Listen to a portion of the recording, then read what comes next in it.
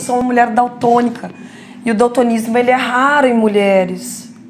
Ele é raríssimo, na verdade. Acho que eu já te expliquei um pouco a respeito sobre a parte biológica e tal, mas para quem não sabe, a estatística diz que a cada 10 homens, 3 possuem daltonismo. É muito.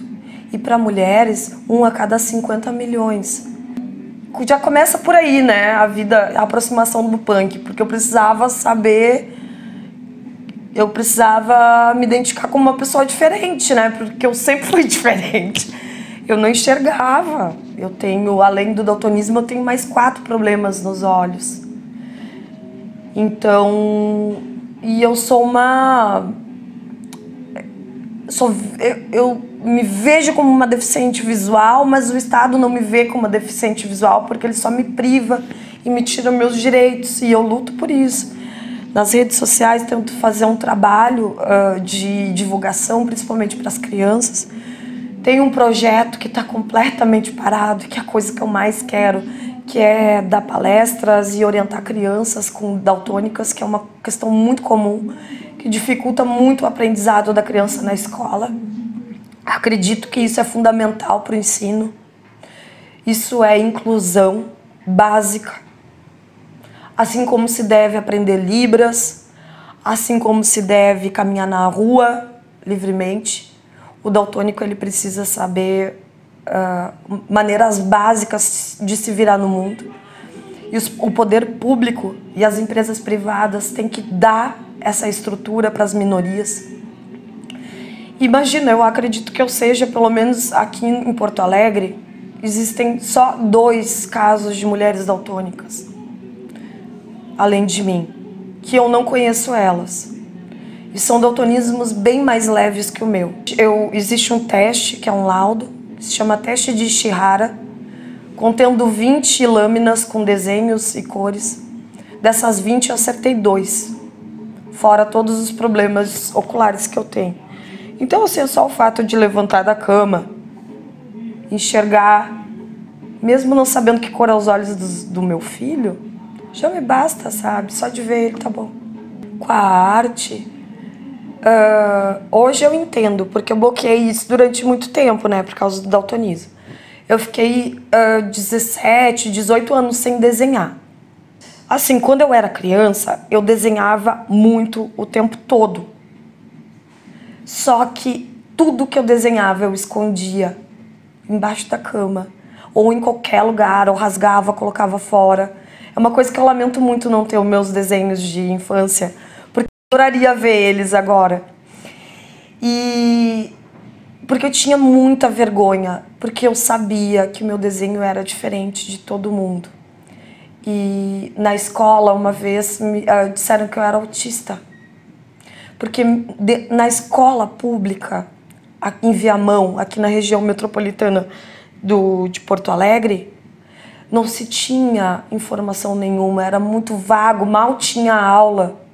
E principalmente no Décio, onde eu conheci essa galera toda lá da Santa Rosa. Não se sabia nem que mulher podia ser daltônica, porque se acreditava nas aulas de biologia que só homens poderiam ser. Então eu não sabia o que eu era. E eu não podia, então eu sempre tive muita dificuldade na escola. Muita. Geografia, artes, sempre ficava, química, sempre ficava em recuperação.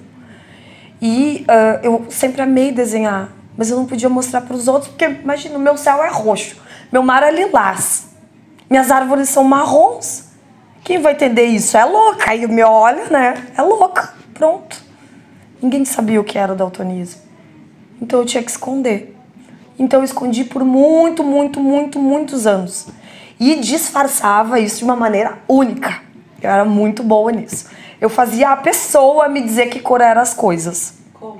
Me alcança aquele lápis verde. Eu sabia que eu precisava do verde porque a árvore é verde.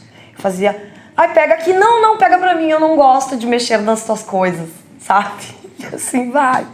E é muito difícil porque o mundo se comunica por cores, né? Tipo, segue aquele carro vermelho. Tipo, eu no mundo, seguindo o carro vermelho. Que carro é esse, entendeu? Pega aquele estojo rosa. Puta merda, o que é rosa? E assim vai. Então tu te vira, tu cria mecanismos. Tu é um deficiente visual, ao qual tu precisa instigar outros instintos. Teu tato é melhor, teu olfato é melhor, tua audição é melhor, porque tu precisa te virar. E principalmente tua intuição. Sim, aí eu voltei a desenhar. Por quê? Porque eu precisava, de alguma maneira, essas mudanças aconteceram de 2 anos para cá, eu precisava, de alguma maneira, expor o que eu sentia. E quando eu escrevo, quando eu vou ler, eu tenho vergonha, porque é muito podre, é muito trash. Tem que chamar o padre, guria, pra fazer uma... Tem que chamar o padre pra fazer o exorcismo. É muito pesado o que eu escrevo. E aí comecei a desenhar. E voltei a desenhar. Imagina, são 20 anos sem desenhar. E todo mundo sabe, qualquer pessoa que desenha, sabe que o desenho é a prática.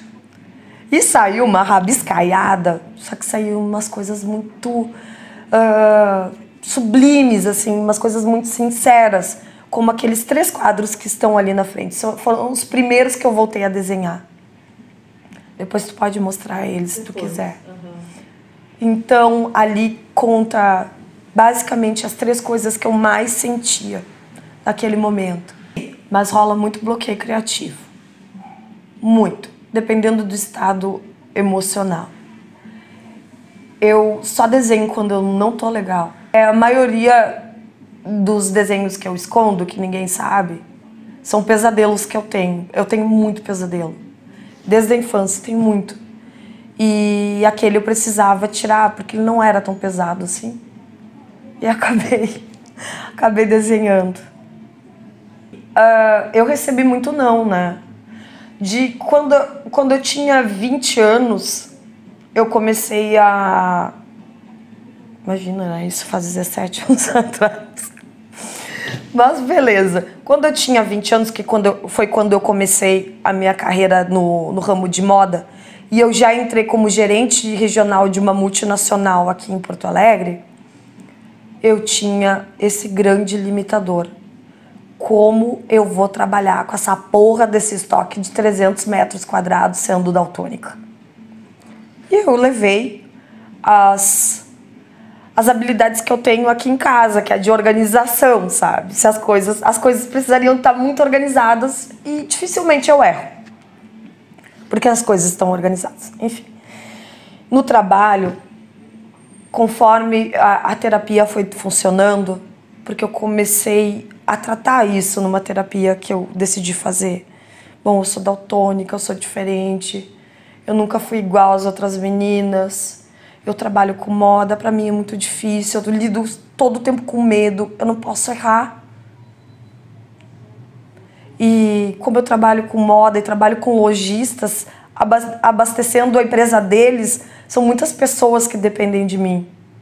Então tem um peso, uma responsabilidade muito grande em cima disso. E eu fui tratar isso, decidi tratar. E nesse tratamento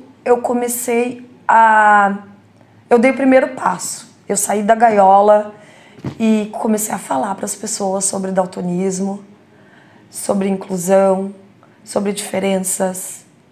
E eu acredito que muitas pessoas começaram a entender. Tenho pessoas que foram fundamentais nisso. Um ex-estagiário meu, um ex-funcionário, Luan. A minha amiga, que é uma musa do verão, que é a Vivi Petrarca, foi uma pessoa que me incentivou muito. Meu médico também. Alguns amigos. E daqui pra frente a coisa facilitou muito. Hoje eu peço ajuda na fruteira.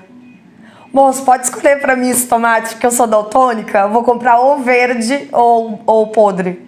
As pessoas vêm e te ajudam, sabe? E aí tu nota que tu cria uma distância também das soluções, digamos assim. É muito mais fácil tu ser sincero, né? Tem a página, mas a página ela é sazonal, assim, ela funciona. Ela existe, existe, mas, né? Mas tá lá. Quem quiser entra lá, Daltônica 1. E aí O projeto final é em fazer com que as pessoas ajudem as crianças, que o Estado ajude as crianças. Eu fui atropelada quando eu era criança, porque eu nunca soube atravessar a rua.